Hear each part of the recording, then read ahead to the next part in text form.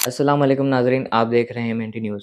Mahbubnagar municipal corporation election के मौके पर एमएनटी न्यूज़ अपनी नो ईयर कैंडिडेट सीरीज़ के ज़रिए लगातार आवाम को कैंडिडेट से रूबरू करा रहा है। तो इसी सिलसिले में हमारे साथ आज मौजूद है महबूबनगर म्युनिसिपल कॉर्पोरेशन के डिवीज़न 48 मरलू अब्दुल कलाम नगर से बीआरएस के सीनियर माइनॉरिटी लीडर जनाब मोहम्मद मकबूल साहब। तो चलिए सीधा उन्हीं से जानते हैं कि वो आवाम के लिए क्या खिदमत अंजाम देना चाहते हैं। तो जनाब मकबूल साहब, आप बीआरएस पार्टी के क़याम होने के जब से इस पार्टी से जुड़े हुए हैं, जी हाँ, बिल्कुल। तो आपके इस लंबी सियासी सफ़र को आप कैसा बयान करेंगे? अस्सलाम वालेकुम रहमतुल्लाहि व बरकातुहू।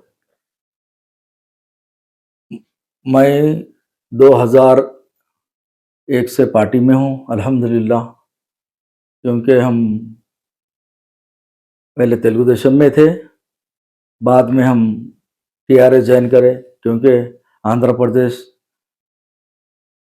जब एक जगह था तो हमारे केसीआर साहब ने एक फ़ैसला किया कि तेलंगाना मूवमेंट चलाएंगे, इसमें अवाम को भी फ़ायदा होगा इंशाअल्लाह, क्योंकि एजुकेशन में, एग्रीकल्चर में बहुत सारे हमारे तेलंगाना के अवाम को फ़ायदा होगा। तो हम भी बोले अल्हम्दुलिल्लाह, चलिए हम भी एक पार्टी को सपोर्ट ही कर रहे थे, जब भी टीडीपी में भी थे, और जब मैं डिस्ट्रिक्ट प्रेसिडेंट था, जब उसके बाद साहब के साथ निकल कर हम जो केसीआर साहब के साथ हम एक ही साथ, जब तक पार्टी का भी साहब एकदम पहले चंद्रबाबू नायडू के साथ तेलुगु देशम में थे उन्होंने, उसके बाद बाहर आए, आने के बाद एक मूवमेंट स्टार्ट हुआ, उसके बाद हम उनके साथ खांधे से खांधा मिलाकर अल्हम्दुलिल्लाह, मैं हमारा ग्रुप महबूबनगर के कई लोग थे, इसके अंदर ज़्यादा लोग नहीं थे, 8-10 लोग थे। जब लोग बोलते थे अरे तेलंगाना कहाँ से आता, कहाँ से आता, तो हम क्या एडिशन करें, रास्ता रोको, बस रोको, ट्रेन रोको, कई हड़तालों में भी शरीक हुए, क्योंकि उस मूवमेंट में हम 8-10 लोग थे माइनॉरिटीज़ के, बाकी थोड़े बहुत नॉन माइनॉरिटीज़ भी थे। अरे लोग बोलते थे अरे कैसा, कहाँ से आता, कैसा आता, भला हमारे को एक ख्वाहिश है, क्योंकि हमारे कमाने का अंदर ख्वाहिश थी क्या, तेलंगाना मूवमेंट अलग हो गया तो हमें एजुकेशन में फ़ायदा होता, अपना फ़ंड अपने को इधर इस्तेमाल होता, बोल के हम साहब के साथ साथ देते गए। अल्हम्दुलिल्लाह, साहब की बहुत, केसीआर साहब की बहुत मेहनत रही, उनके साथ हमारा ग्रुप भी था और भी बहुत सारे लोग जॉइन होते गए। उसके बाद चलते चलते चलते मूवमेंट आया अल्हम्दुलिल्लाह, उसके बाद केसीआर साहब की मेहनत से तेलंगाना बना। उसके बाद से हम लोग आज तक पार्टी में ही है। मेरे 2-3 मरतबा चांस आया दूसरी चीज़ों में, लेकिन मैं उस पर, मेरे को फिर टाइम बाद में फिर देखेंगे बोले, ठीक है बोलो, हम लोग भी पार्टी में काम करते गए करते गए करते गए। आज मेरे को एक मौका मिला, मेरे को जब जैसे ही गवर्नमेंट आई, डिस्ट्रिक्ट प्रेसिडेंट माइनॉरिटी सेल का पोस्ट दिया गया मेरे को अल्हम्दुलिल्लाह। तो मरलू एरिया में आप कई सालों से सोशल वर्क करते आ रहे हैं, तो ऐसे कोई ख़ास काम जो आप आवाम को बताना चाहेंगे? महल्ले में जो थोड़ा पीछे के एरिया में स्लम एरिया है, उसमें थोड़ा थोड़ी मीडियम फैमिली भी है, हाई भी है, थोड़ा स्लम एरिया भी है। तो यहाँ पे क्या है, एजुकेशन का बहुत ज़रूरी है यहाँ। तो उस हिसाब से हम लोग, पहले तो मस्जिद भी नहीं थी यहाँ एरिया में, अल्हम्दुलिल्लाह मस्जिद बनाई गई। मस्जिद का मैं जनरल सेक्रेटरी हूँ, मोतमद हूँ अल्हम्दुलिल्लाह, आप लोगों के ताउन से। अल्लाह मौका दे रहा मेरे को, 48 वाट के लोग मुझे वोटर जो है ना, मुझे खिदमत करने का मौका दिए, तो मैं मोतमद बनाए। उसके बाजू में फिर एक मदरसे का प्लान हुआ, वो प्लान में अल्हम्दुलिल्लाह हमारे कमेटी वाले सब मिल के एक कमेटी बनाई गई, अनवार मदीना एजुकेशनल वेलफेयर सोसाइटी की जानिब से। तो उसके अंदर काम, फ्लाई काम हो रहे हैं। क्या है इसमें, पहले तो अरबी तालीम है, उसके बाद छोटे बच्चों को सवाया वगैरह चल रहा है। इसमें खुशी की बात यह है, जो 35 साल 40 साल के से 60 साल तक लोग जो अरबी पढ़ चुके हैं, लेकिन किसी को एक 25-30 लेडीज़ है अल्हम्दुलिल्लाह, जिसमें लोगों को तजवीद कुरान की ख्वाहिश है। तो हिसाब से हम एक आलिमा को रख के, बिल्कुल गोशे पर्दे में एक आलिमा को रख के अल्हम्दुलिल्लाह वो मदरसा भी चला रहे हैं। फिर शाम में सवैया, और फिर हाफिज़ साहब भी अलग है उसके लिए, 30-35 करीब करीब 60 से 70 बच्चे अल्हम्दुलिल्लाह सवैया को आ रहे हैं, उसके भी अलग है हाफिज़ साहब, उसके भी अखराजात हम सब मिल के चला रहे हैं, हम सब के ताउन से चल रहा है। उसके बाद फिर बाजू में, क्योंकि अब ये तो हो गया, माशरे से भी लेडीज़ को जोड़ना बोल के एक सोचे, तो क्या करेंगे, टेलरिंग सिखाएंगे। पहले टेलरिंग सिखाने से गरीब जो भी जो मुस्तहक लोग हैं, जो नहीं सीखे, जो मुस्ताख लोग सीख के अपने अपने घरों में अपने बच्चों के तो भी कम से कम काम कर ले के पैसे कुछ उसमें से कमाई हो जाती, और यानी आजू बाजू के लोगों में कुछ कमा लिए तो कमाई हो जाती। और ऐसा बोल के स्टार्ट करे, टेलरिंग भी चल रहा है।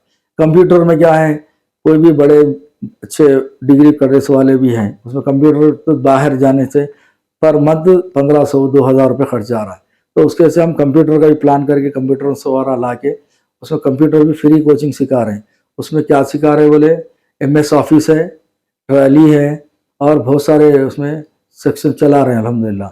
उसके बाद फिर और एक बार फिर एक कमेटी वाले हम सोच के क्या करें, अरे ये तो हो गया मेहंदी का, जो शादियों में अखराजात, मेहंदी डिज़ाइनिंग, उसमें अखराजात बहुत ज़्यादा हो रहे हैं। एक दुल्हन को समझाना बड़ा काम कर, तो एक शादी में जाके 15-20-25 हज़ार रुपये लग जा रहे हैं।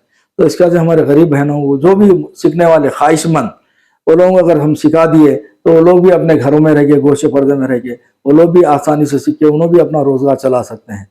तो इस हिसाब से बहुत सारे चीज़ें हैं। तो अभी तो 3-4 चल रहे हैं हमारे पास।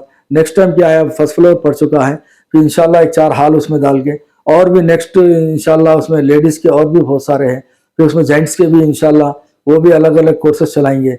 उसमें क्या है, वो तो कार्ड शॉप का काम है और ज्वेलरी का काम है, और लेडीज़ के लिए और ये अपने जेंट्स के लिए प्लम्बिंग का काम है, ऑटोमोबाइल का काम है, और टेलीफोन का जो मोबाइल फ़ोन है उसकी भी, यानी कि बहुत सारे 25 से 30 इसके अंदर स्किल डेवलपमेंट्स के इसमें प्लान है हमारे। आपके तजुर्बे के मुताबिक आपके डिवीज़न 48 में ऐसे कौन से ख़ास मसाइल हैं जो अब तक पूरे नहीं हुए?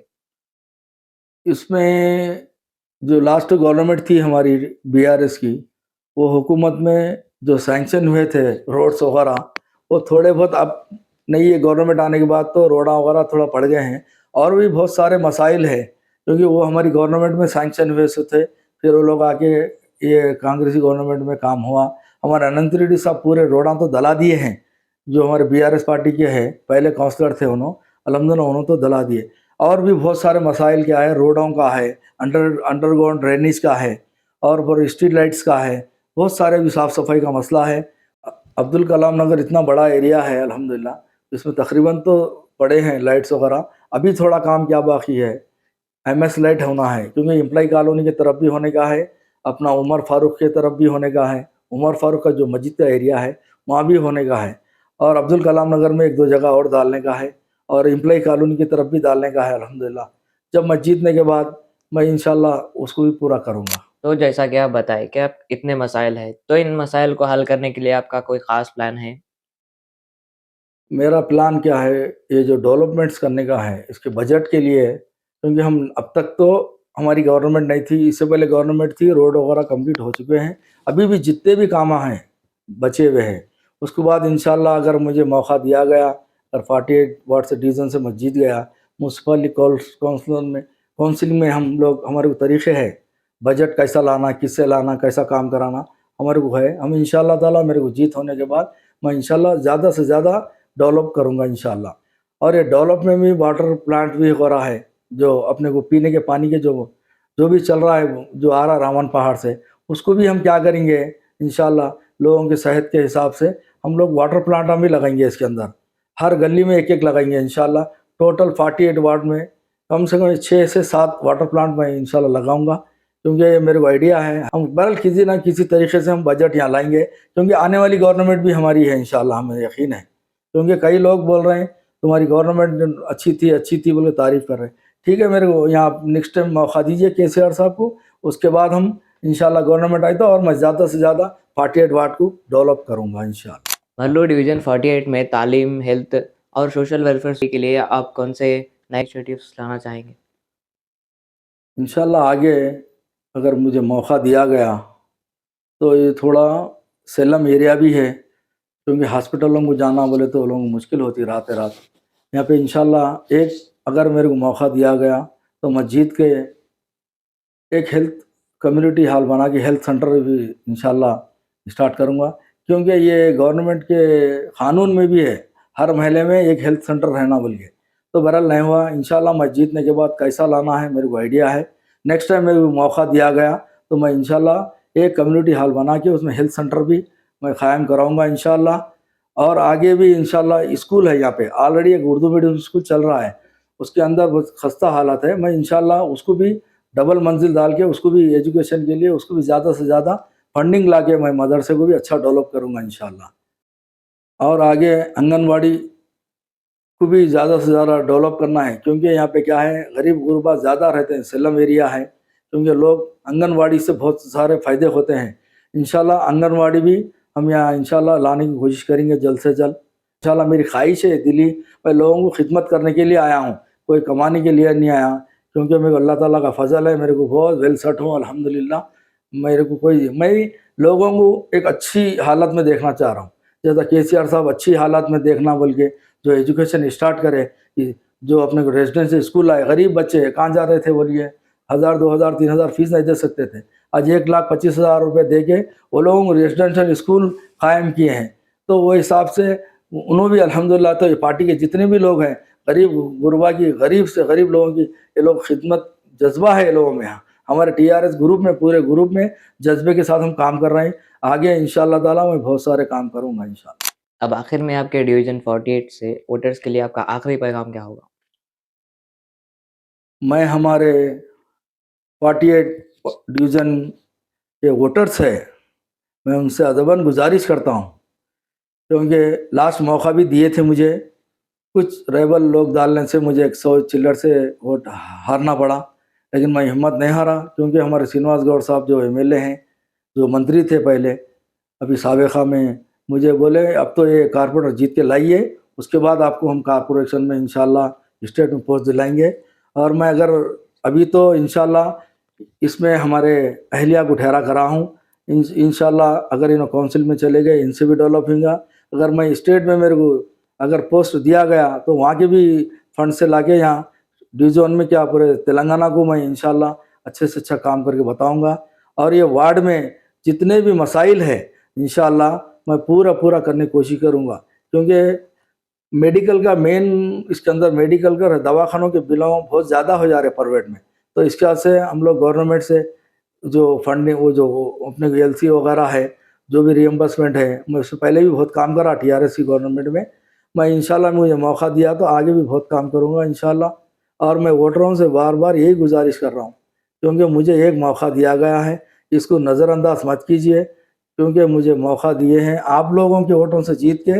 मैं आप लोगों के मोहल्ले में ही रहने वाला, आप खटका मारते मैं बाहर आने वाला, आप एक कॉल करते तो मैं बाहर आके आपको मसाइल में हर, क्योंकि मुझे अभी देखे ना मैं क्या कर रहा हूँ, पूरे जेब के पैसे और आप जैसे भाइयों के पैसे, जो भी आप लोग मुझे मदद कर रहे हैं, उसमें मेरा भी थोड़ा बहुत कंट्रीब्यूशन करके मैं खिदमत कर रहा हूँ। जब मुझे गवर्नमेंट में मौका दिया ही जाएंगे, आप लोग सब मिल के मेरे को वो 48 वार्ड में अगर जिता के लाएंगे, तो मैं डायरेक्ट काउंसिल में बैठूंगा, काउंसिल में बैठ के आपके हर मसाइल इंशाल्लाह, महल्ले के जितने भी मसाइल है, जैसे वजीफ़ों का मसला है, हाँ, करंट का मसला है, पानी का मसला है, सब मैं पूरे करूँगा इंशाल्लाह।